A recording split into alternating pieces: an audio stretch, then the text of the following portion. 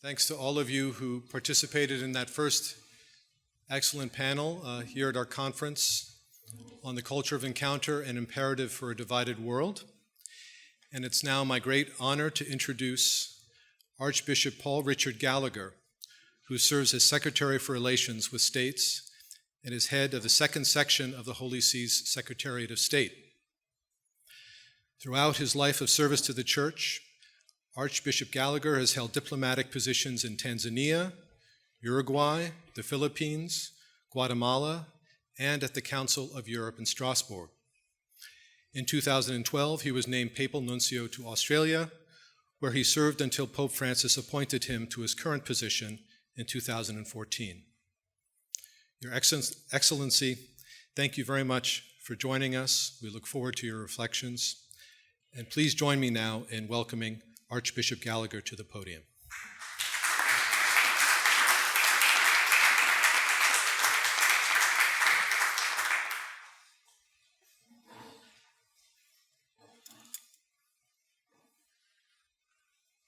Thank you very much for the introduction and words of greetings.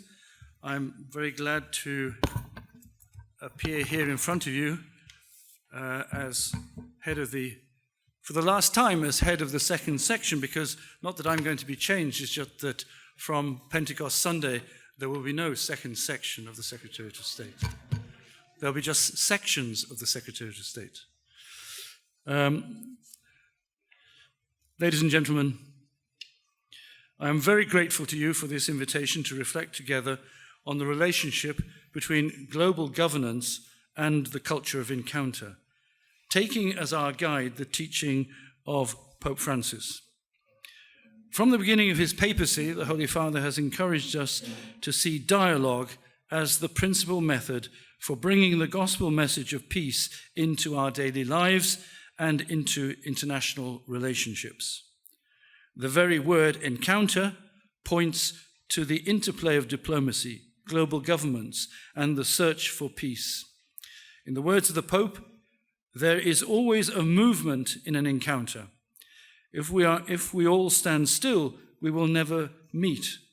Life, for all its confrontations, is the art of encounter. And that's a quote from Fratelli Tutti. That is what life is, the art of encounter. Encounter is, as it were, the oxygen of life. And this is why we need a culture of encounter, because we, the people, should be passionate about meeting others, seeking points of contact, building bridges, planning a project that includes everyone. We can say then that formation for a culture of encounter involves an education in the art of peacemaking, drawing individuals, nations, and peoples out of the spiral of war, resentment, and hatred, and guiding them to the path of dialogue and the pursuit of the common good.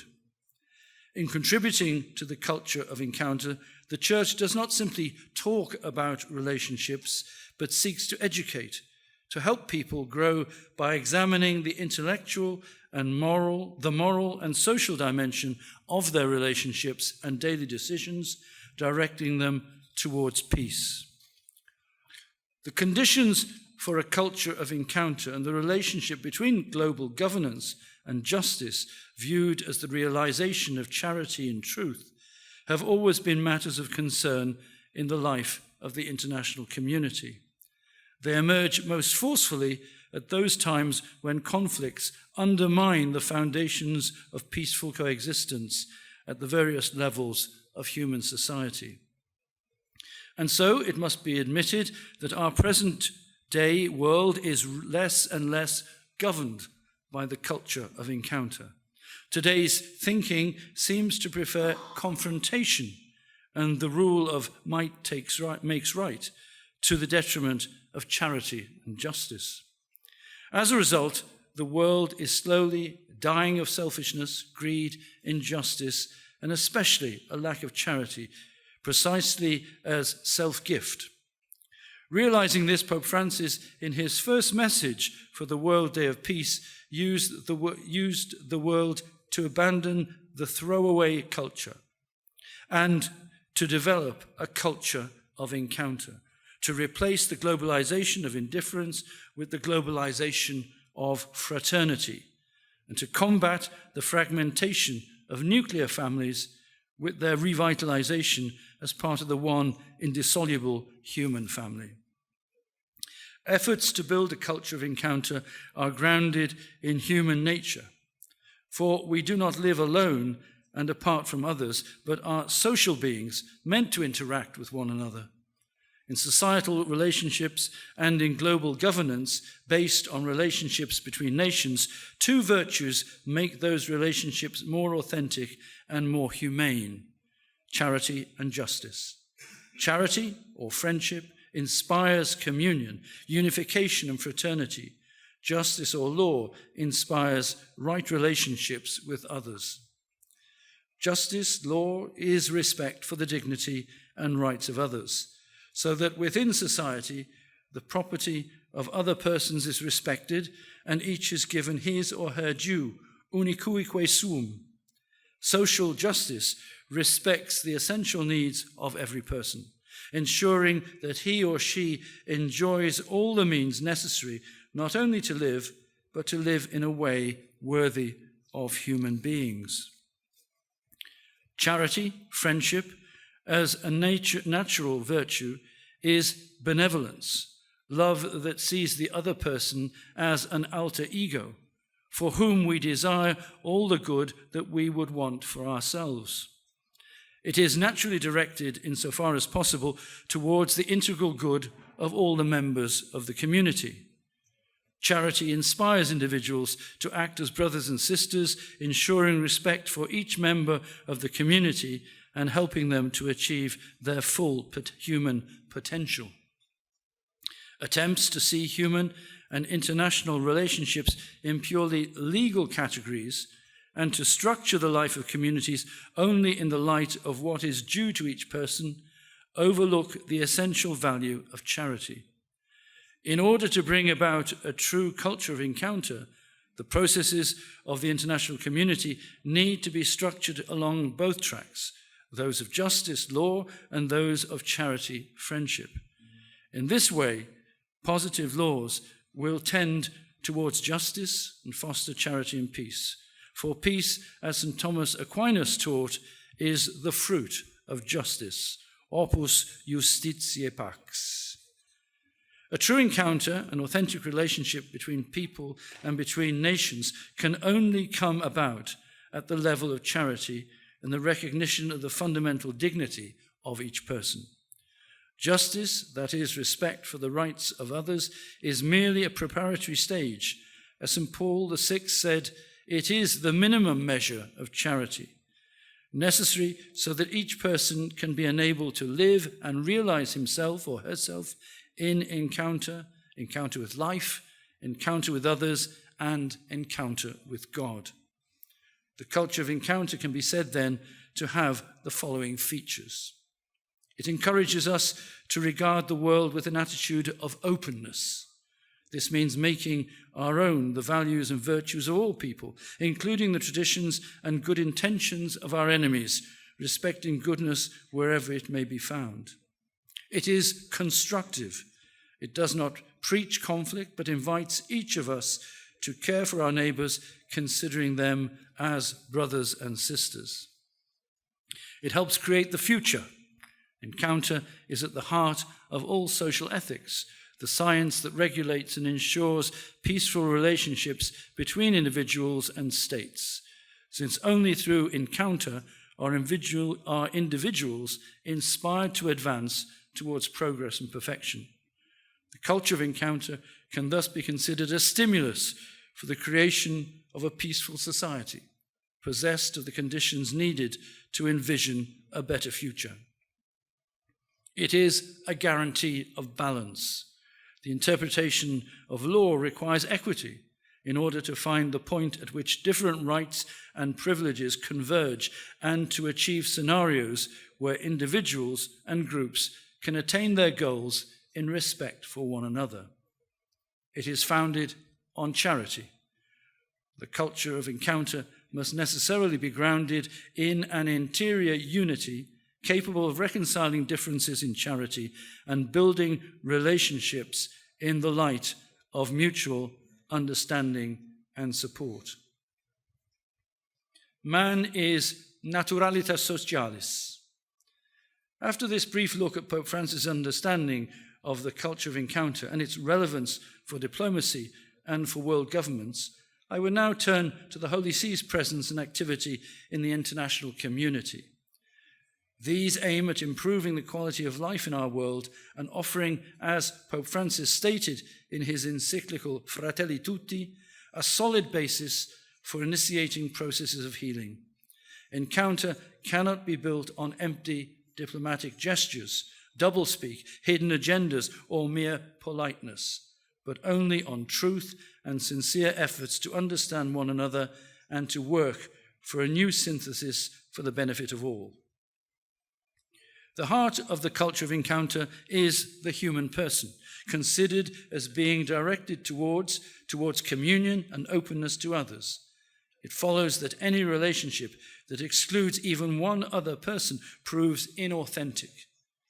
This distinctly Christian perspective, which applies also to the family of nations, was described by Pascal in these words: God's love is unitive, for it leads human affection from multiplicity to unity, whereas self-love dispels human affection among disparate things. It is through encounter that, as human beings, we discover our identity, which is naturalitas socialis, naturally social, since, as individuals, we have needs that must be met, both economically and in our daily activities. We find that left to ourselves, we lack the resources for our self-perfection and must constantly cooperate with others, not so much to live well as simply to live. These needs draw us towards society and the state. As persons, human beings are by nature open and generous, yet we do not truly love until we love another person. The person then is open to encounter, but on the volitional level and on that of action. We naturally tend to communicate with others in fundamental openness to others, to understanding them and bonding with them through dialogue. As Aristotle explains, man is by nature a political, social animal, someone incapable of taking part in the life of the polis or of associating with other men is either a god or a beast. Based on these thoughts, I would suggest 3 ways in which the day-to-day activity of the Holy See can help further the culture of encounter in the processes of global governance. First, by insisting that institutions are at the service of the human family for the pursuit of the universal common good. Secondly, by insisting that decisions be made in the sure knowledge that human rights and duties and the great values of human dignity, justice and peace are grounded in objective reality and not merely on the vote of an assembly. Recognizing this helps prevent reducing the various initiatives of the international community to a series of interventions linked to single issues and enable a more responsible exercise of the duty to safeguard human dignity and peace between nations. Thirdly, by insisting on the importance of the transcendent dignity of the person. Only by acknowledging the truth of our human nature can we work to advance it. In this regard, it is important for international agencies not to lose sight of the natural foundation of human rights. This would enable them to avoid the risk, unfortunately ever present, of sliding towards a merely positivistic interpretation of those rights. Were that to happen, the international bodies would end up lacking the necessary authority to carry out their role as defenders of the fundamental rights of the person and of peoples, the chief justification for their very existence and activity. The culture of encounter is the bedrock of society, inasmuch as civil society is a society of persons. Hence, it presupposes the person who is, in Rosmini's words, a subsisting human right, never to be treated simply as a means but always as an end. Persons have their own proper end as created in the image and likeness of God. We can end this first part of our reflection by repeating that only through daily efforts to spread a culture of encounter can we ensure a better future for all and foster authentic respect for human dignity. If from your abundance you cannot give to your brother, how will you be able to lay down your life for him? It's a quotation from St. Augustine. On the 50th anniversary of the creation of the United Nations, its Secretary General, Boutros Ghali, stated that the changes of recent years have led to a growing appreciation of the fact that, in his words, never before have so many courageous and committed people been involved in world betterment. Never before have nations recognized so clearly that their fate is bound up with each other. And never before has it been so undeniable that mutually beneficial international institutions of cooperation, with the United States foremost among them, are of vital global necessity.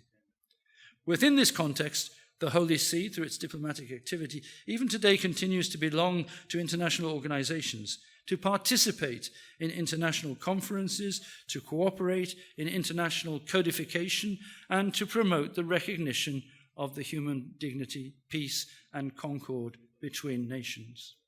For this reason, too, the Holy See has always been an active participant in multilateral diplomacy, along with the more traditional sphere of bilateral diplomacy.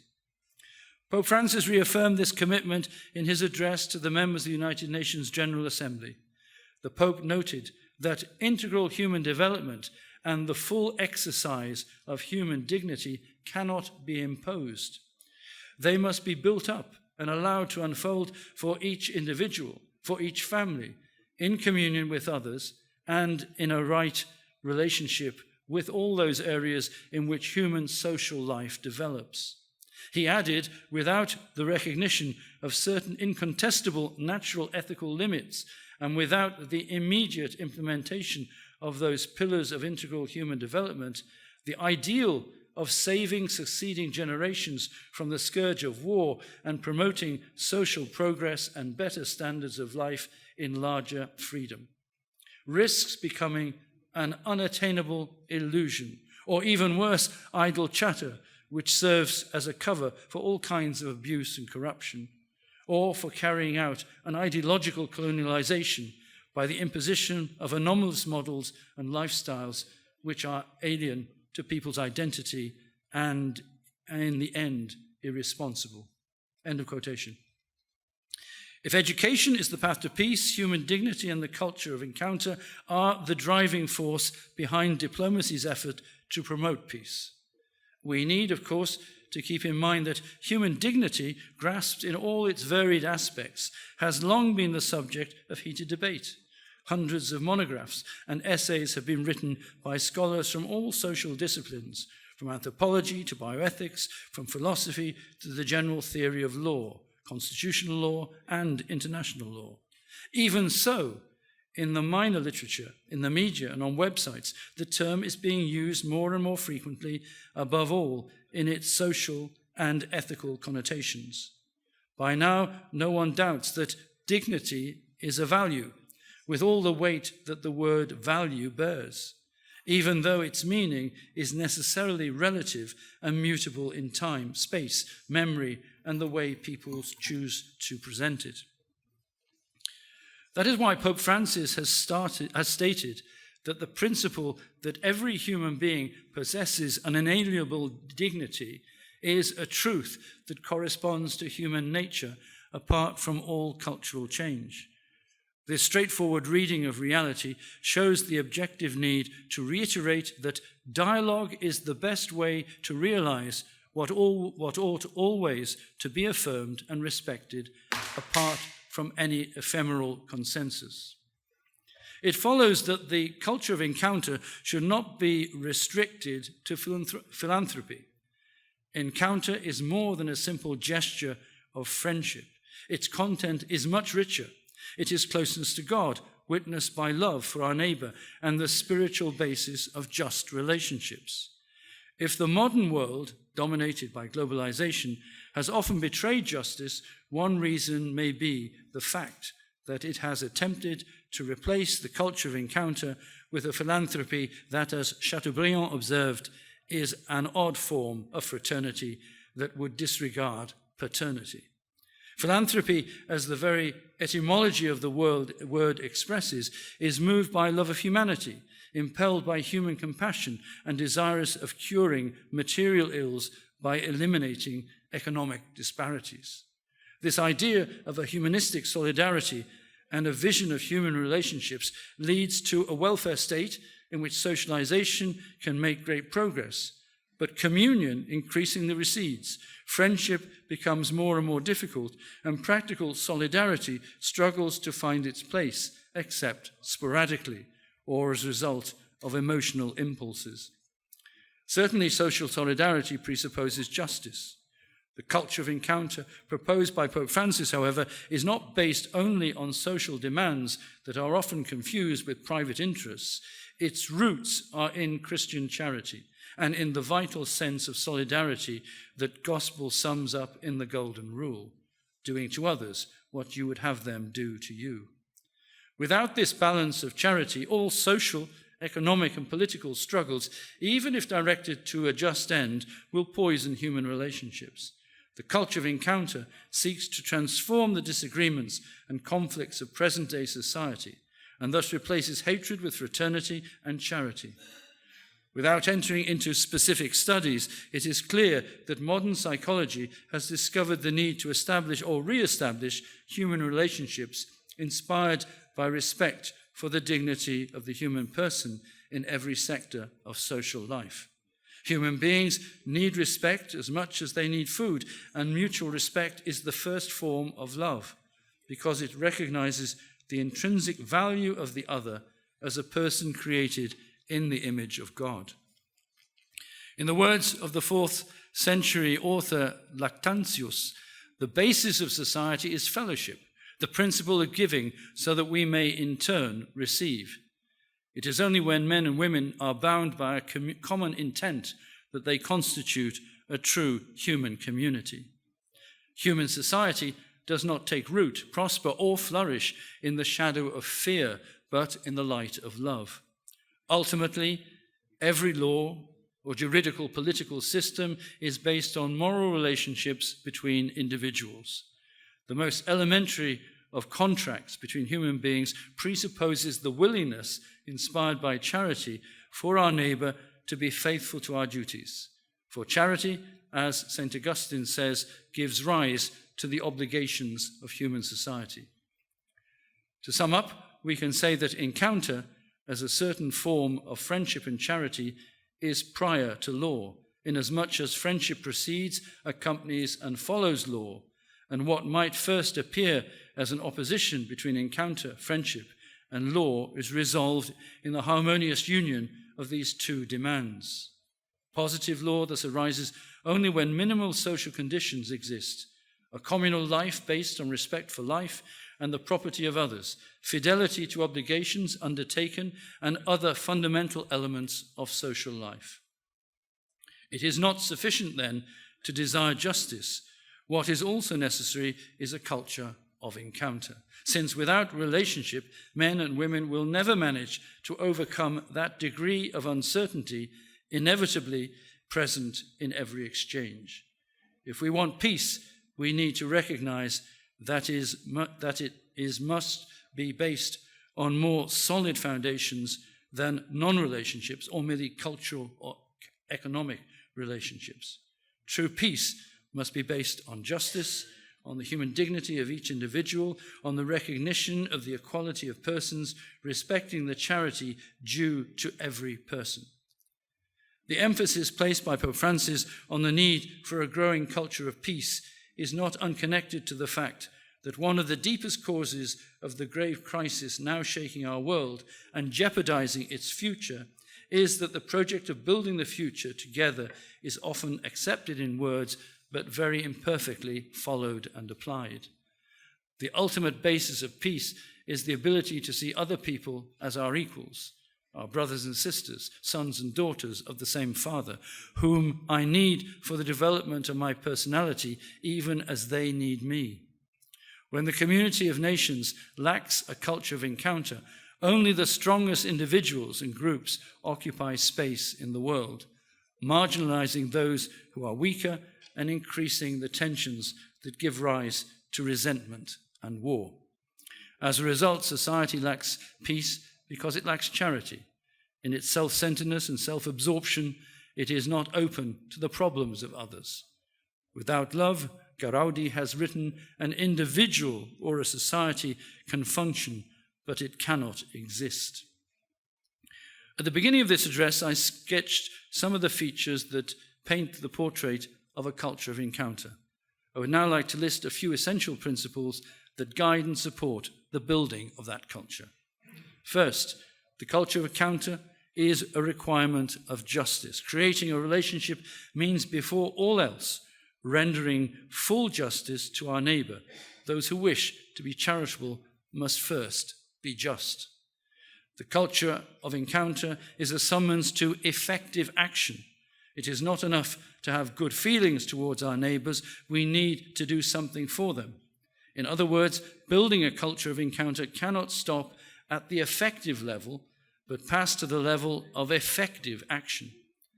The proof of fraternity is not just benevolence, but beneficial actions that embrace justice, because our encounter is with a neighbor who has real needs, even if not strict rights.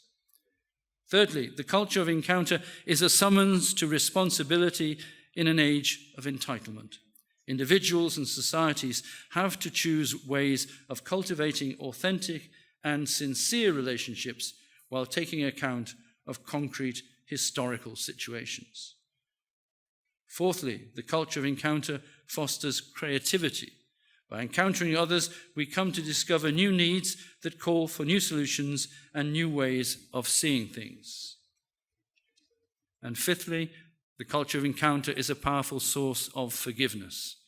This is its most distinctive and at the same time its most demanding aspect. Consequently, if the mission of encounter is not to be distorted, relationships must be integrated with mercy, so that law, tempered by charity, will always prevail. Constant change in the human condition and in the dynamics of our relationship forces us to change radically the way we view the world. To find our bearings, we must ask about the future of humanity, which, by the combined motors of science, technology, economy, is impelling us towards a humanity that is augmented but in no way improved. Our world is experiencing instability, uncertainty, and a creeping fear that a global war may break out. Now more than ever, we need to opt for the culture of encounter that Pope Francis indicates as the most adequate approach to viewing the future of the international community and humanity as a whole. As he has said, dialogue and fraternity are two essential focal points in our efforts to overcome the crisis of the present moment. Yet, despite numerous efforts aimed at constructive dialogue between nations, the deafening noise of war and conflict is intensifying. The entire international community must address the urgent needs to find solutions to endless conflicts that at times appear as true proxy wars. End of quotation. Consequently, it is important to begin to re-examine our ideas of progress, growth, and globalization from a broader and more complex standpoint, and finally commit ourselves to measuring growth other than in the purely quantitative terms of the GDP, setting in place indicators that consider human dignity and development. We need to rethink and appreciate more fully the irreducibility and complexity of the bonds linking states, nations, and peoples. Only by understanding these bonds will it be possible to devise new political and institutional mechanisms better suited to the complex identities of individuals and communities. The international community has shown itself capable of diffusing numerous historical conflicts, precisely because, in part, its institutions have been shaped by a rethinking of the nature of national identities and territories. Despite these efforts, we hear talk of the implosion of the multilateral system and the community of nations. Should we be pessimistic? The response must be equal to the danger. We are in the midst of a clash whose outcome we cannot foresee. What will be born? A world of disintegration, a battleground for colonization by old and new superpowers, or a world finally reunited? No one can escape this choice. No one is safe from danger, much less exempt from the responsibility of shaping his or her own future and that of others. Today, more than ever, the management of enormous national and supranational problems calls for vision, breadth of culture, and awareness of the new global human condition.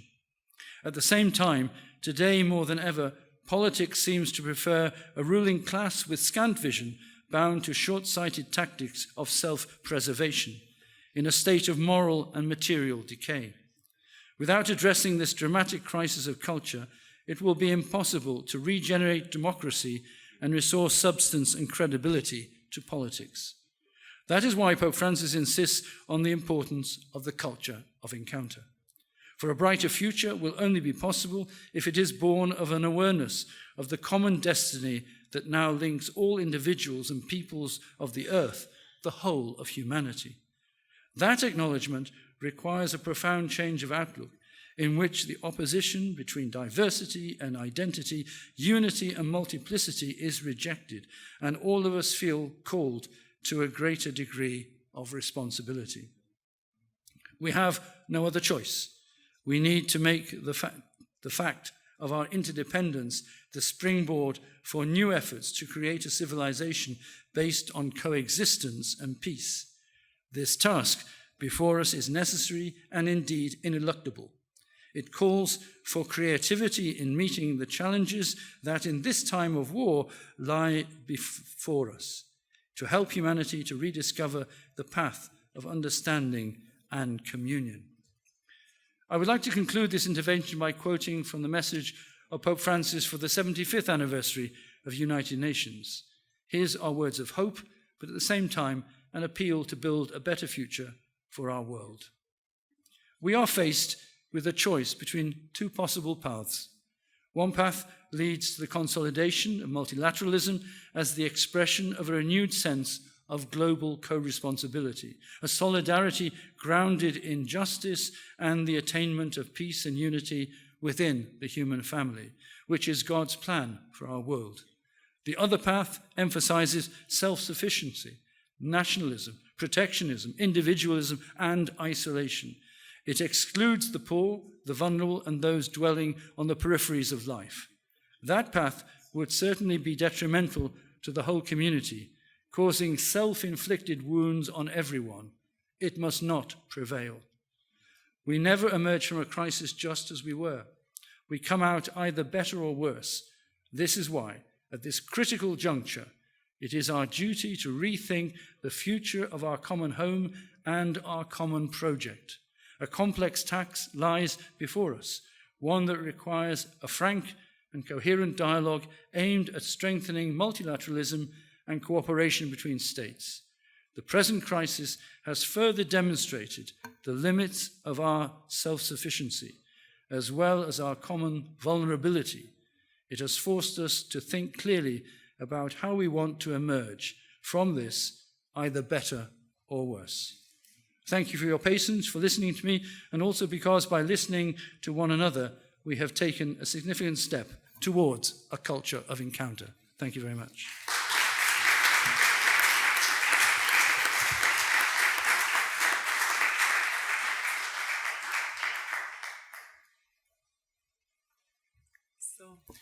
Archbishop Gallagher, thank you very much for addressing us towards key issues.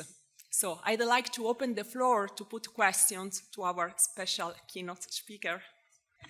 Hello, I'm Dr. Reinika Lengel from Athabasca University in Edmonton. I live in Edmonton where the Pope will be visiting. And I appreciate very much what you've spoken about. And I think I work in the area of self-reflection through writing, and I wonder if you might say something about the importance of self-reflection as we go into this global world and realize, as you say, that it's not about the following the letter of laws or legalistic terms, but really doing that self-exploration into our feeling body as well, in order to understand whether we are being just and we are being charitable in all our associations, whether that's with our students, our colleagues, our spouses, our friends, or our enemies. I'm not absolutely sure I understand what you mean by self-reflection, but I will give a reaction to what you said. First thing, I think that it is very necessary for us to try and, what should I say, challenge our way of thinking. When I was studying spirituality 500,000 years ago at the Gregorian, we had a lecturer, a very famous Dutch priest who came for a semester called Henry Nouwen, who died relatively young. And he used to say that the thinking person has to write for half an hour each day, because it's only in writing that you challenge yourself.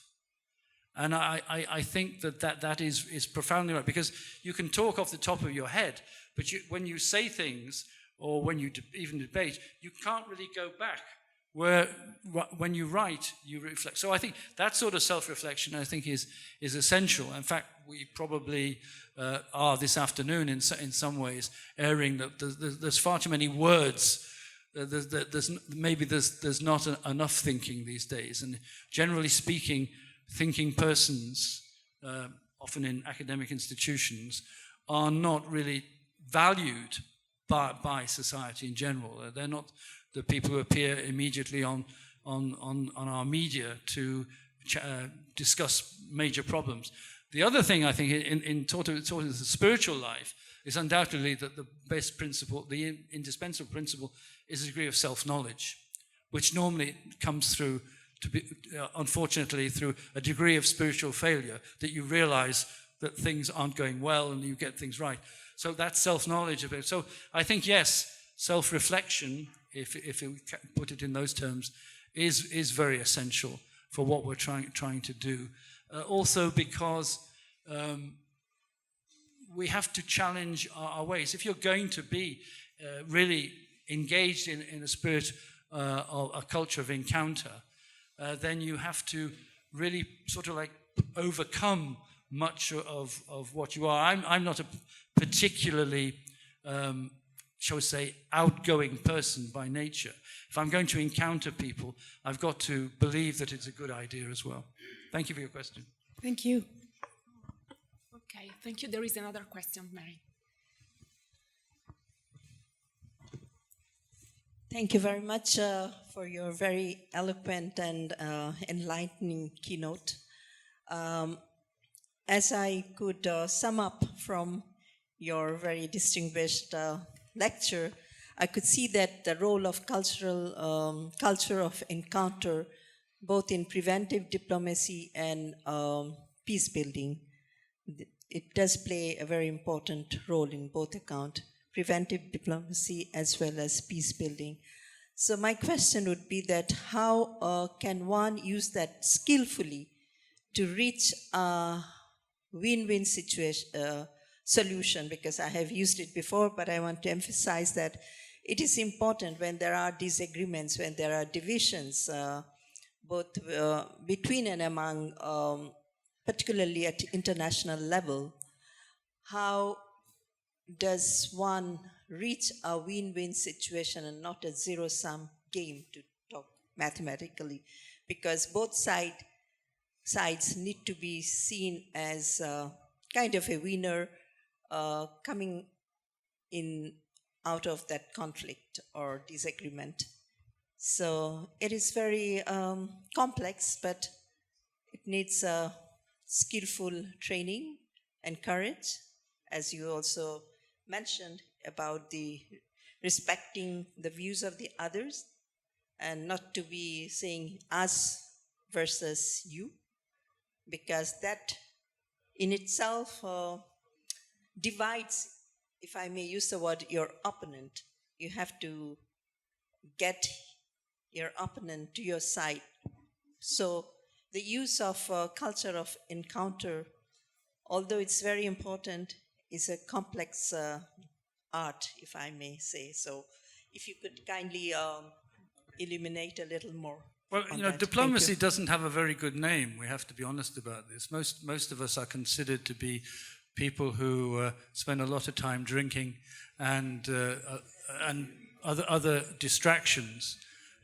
Despite that being true, I still think it's a good time to be a diplomat, and it's a time when the world needs diplomacy. I think that it needs a sort of stable diplomacy, a diplomacy which I think many of us who've done it for a while realize it often comes down to a very personal level, friendships between diplomats and friendships between diplomats who at certain moments in their lives might be representing opposing forces or opposing positions. And they can really build bridges. It's coming back to another one of Pope Francis's constant themes is we need bridges, not walls. So I think that diplomacy needs to be intensified, and the multilateral system, which is one foot of diplomacy, needs to be strengthened or even saved at this point of time, because unfortunately we have to say that the war in Ukraine has proven to be a major challenge to the shall we say international architecture and of the multilateral system in general. But I think I think governments, in my own thing, I think you can train diplomats to a certain extent, but if you're going to be a good diplomat, you probably have to be, they're more born than they are made in some ways. So governments have to identify the right people, and that's a major proposal. But certainly people have to want to encounter other people. I gave you my personal reservation about that and difficulty with that previously. But at the same time, we have to really persevere, because the alternative is, and we've seen this, I think, in recent months, is a breakdown. A breakdown, and then people are not talking with each other, they're talking at each other. And people are, then you have questionable sincerity. Do they really want to be there? Are they really negotiating? And one of the problems I think we do have at the moment, people often ask, well, is the Holy See going to do something to mediate in the war? To which you say, well, first of all, you've got to be invited to mediate. So you need them both to decide that they need help, which is not easy. And then the second thing, if you're going to negotiate, you have to put something on the table. You have to have something on which you're going to give to the other one, if necessary, in the process. And if you say, well, I'm not going to move on any item, whatever, well, then, unfortunately, the thing breaks down. And that's very worrying. Thank you for your question. Sorry, can I take advantage for my position to put a question? Sorry. How is possible to combine negotiation and dialogue in the diplomacy? Because I think that there are two different approaches. Yeah, well, dialogue should be a constant feature of diplomatic and political activity at every level. Negotiation is when you've got something particularly that you need to resolve, or you need to negotiate, or you need to clarify in relationships. I think it's like that. But dialogue should be one of the things that we have been developing in recent years with various countries is what we call a structural dialogue. We do it also with the EU, and we do it with countries that we get together a couple of times a year or once a year, and we talk about the issues of common interest. And that's without having necessarily big problems to resolve. And that's essential, because if you do that, there is a chance that when you do have a big problem, you might be able to do it. You might be able to solve it. Thank you so much. We have another question? Oh, okay, Jose Casanova.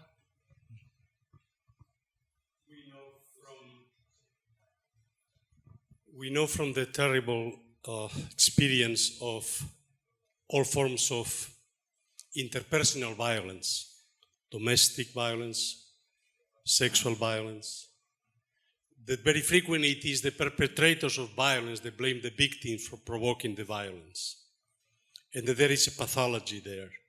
It's a pathological form of encounter that repeats itself. And we know that this is the experience also of power relations between superpowers and other countries. So my question is, how can we address these pathologies? Because I think that much of what is happening, part of the war in Ukraine, has to do with this form of pathology of encounter. Yeah.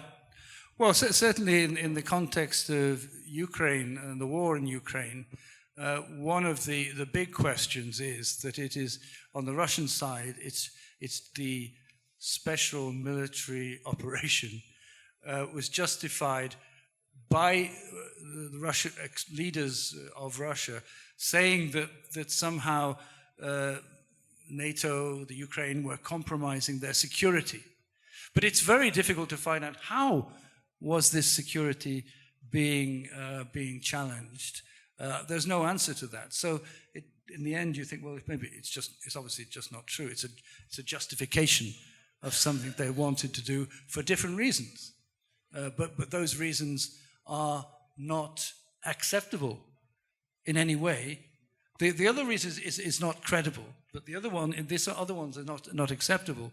That you want to reunite the countries of Ukraine, Belarus, and the Russian Federation to create this larger state which has common roots, etc.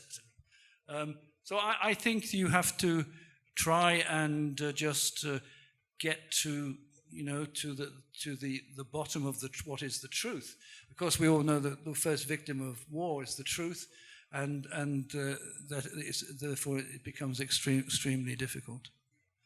Anyway, I hope that's just my reaction to what you said. Okay. Somebody wanted right at the back there. The gentleman's been asking for a long time. Michael. Hello, Michael Dreesen from John Cabot University. I had a question. There's been a significant institutionalization at the international level of new positions on religious, faith-based diplomacy. I'm thinking particularly at the level of the UN, but also nation states. Italy just this week announced a new special envoy for religious freedom and interreligious dialogue. And I wanted to just hear what you thought about that, and maybe what opportunities those new diplomatic positions give for the Holy See to grow and encounter a culture of encounter, but also maybe what risks, how might we use those positions better? Thank you. Well, obviously, religious freedom has been one of those core priorities of the Holy See for forever and a day, really. And therefore, we welcome that government should now be sensitive to these things. I'm not always convinced in the sincerity of that, because often it is seen that this movement of government interest in religion in general tends to have an interest in the containment of fundamental Islam, which, of course, they can't say that, but that's what's really going on. One of the risks that we see, and which we push back on quite a bit, is that we do not believe that it is right that governments should be involved or control the vast majority of the internal affairs and life of any community of believers. That's essentially for the community and its leaders. Obviously, there are certain aspects which may come under the jurisdiction of governments with regard to security, with regard to public order, etc. But one does have to be a little bit, I think, aware that there are some dangers, and this multiplication of interest in religion, if it's done in great sincerity and equity and great sensitivity, we would welcome it. If it's sort of trying to deal with religion in any way that is sort of seen as a threat, as a danger, then I think we have to be very careful indeed. Thank you. So, Elena Dini, yes, there is another question. Yeah, thank you very much for keeping highlighting in your speech today the multiple levels of the culture of encounter. So going on reminding us about the value of transcendence and the importance of spirituality. I think we do see very often, well, always in Pope Francis' official visits, there's multiple levels of culture of encounter. But right now, I'm wondering, I'm really curious about the day by day in your position. So working in the relations with states, is it always possible in diplomacy, or how does it happen to keep these multiple levels of not only working through policies and diplomacy, but also keeping this important aspect of spirituality? So just curious about that. Thank you. Well, thank you. I think that the Holy See, and therefore the various departments of the Holy See, and we who are concerned with politics and diplomacy, if we lose touch with our fundamental spiritual values and fundamental spiritual beliefs, well, then we might as well go home, really, because that's what we've got to offer. As I think I said in the speech, that inevitably governments are dealing with diplomatic issues, political issues, on a relatively short-term vision, sometimes determined by elections, sometimes determined by other domestic things or international things, but it's always pretty short-lived. We don't live in we don't live in an age of great vision in politics, or any great projects in politics. So I think we do have to work on that. I personally believe that a lot of what the Holy Father is trying to communicate in this community of encounter is ultimately a sort of incarnation of a Trinitarian belief. God is in himself, in the Christian tradition, is a Trinity. He is a unity of persons who, encounter each other. And that is the fundamental revelation of that to us, is something which means that this is at the very center of reality. So if we can communicate that, if we can live that, then that is ultimately the context in which our lives can unfold, in which we can face our problems, and which we can have a vision for the future.